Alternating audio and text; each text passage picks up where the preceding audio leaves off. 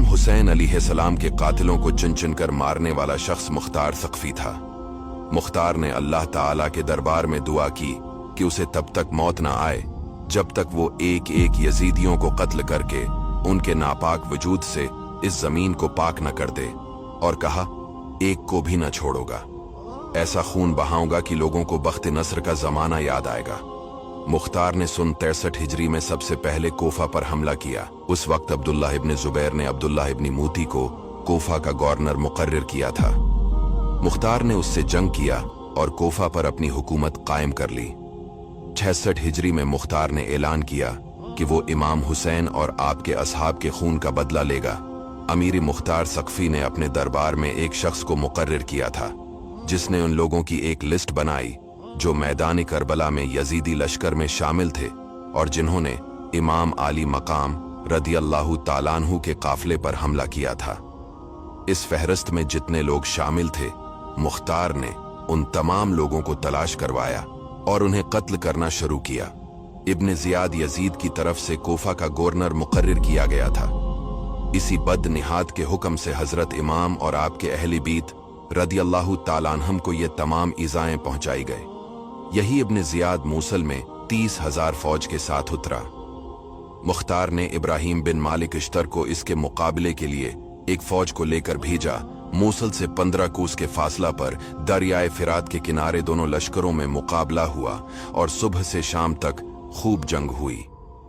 जब दिन खत्म होने वाला था और आफताब करीब गुरूब था, इस वक्त इब्राहिम की फौज गालिब आई। इब्न ज़ियाद को शिकस्त हुई, इसके हमराही भागे। इब्राहिम ने हुक्म दिया कि फौज मुखालिफ में से जो हाथ आए इसको जिंदा न छोड़ा जाए। चिनाचे बहुत से हलाक किए गए।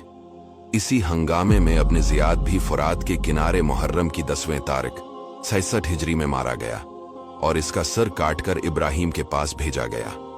इब्राहिम ने मुख्तार के पास कोफा भिजवाया।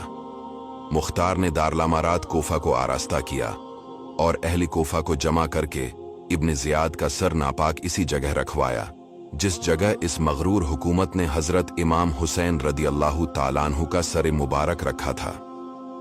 मुख्तार ने अहली कोफा को खिताब करके कहा कि ए अहली कोफा, देख लो कि हजरत इमाम हुसैन रदियल्लाहु ताला अन्हु के खून नाहिक ने इब्न ज़ियाद को न छोड़ा। आज इस नामराद का सिर इस जिल्लत और रसवाई के साथ यहाँ रखा हुआ है। 6 साल हुए हैं, वही तारीख, वही जगह है। खुदा ने इस मगरूर फिरौन खिसाल को ऐसी जिल्लत और रसवाई के साथ हलाक किया। इसी कोफा और इसी दारुल हुकूमत में इस बेदीन के कत्ल पर जश्न मनाया जा रहा है।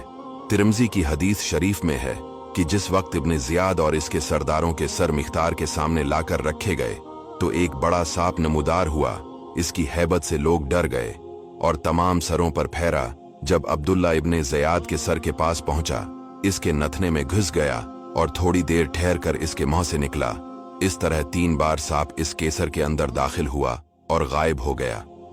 इब्न ज़ियाद शिमर इब्न साद, कैस इब्न इशात, खुली इब्न यजीद, सिनान बिन अंस, अब्दुल्लाह बिन कायस, यजीद बिन मालिक और बाकी तमाम इश्किया जो हजरत इमाम रदियल्लाहु ताला अन्हु के कत्ल में शरीक थे, तरह तरह की उकूबत से कत्ल किए गए और इनकी लाशें घोड़ों की टांगों से पामाल कराई गईं। हदीस शरीफ में अल्लाह ताला की तरफ से ये वादा है कि खून हजरत इमाम अलैहिस्सलाम के बदले 70,000 शकी मारे जाएंगे।